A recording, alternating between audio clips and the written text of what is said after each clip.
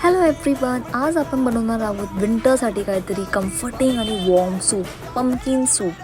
पंपकिनला आपण क्यूब्समध्ये कापून त्याला स्टीम करून घेतलं आणि ब्लेंडरमध्ये टाकून त्याची प्युरी तयार केली. त्याच्यामध्ये खूप कमी आपल्याला इन्ग्रेडियंट्स लागणार आहेत. लसूण, मिरची पावडर, आपले स्पायसेस जसे आवडतील तसे आणि प्युरी. That's it. त्याला आता आपण तडका द्यायची तयारी करायची आहे.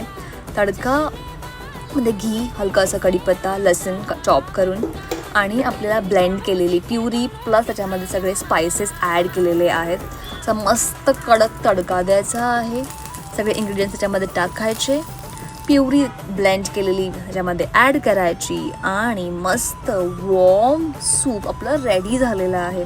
एकदम कम्फर्टिंग आणि इतकं फिलिंग वाटतं. पंपकिनचे खूप सारे हेल्थ बेनिफिट्स आहेत, त्याच्यामुळे जरूर ट्राय करा आणि let me know in the comments. भेटू आपण.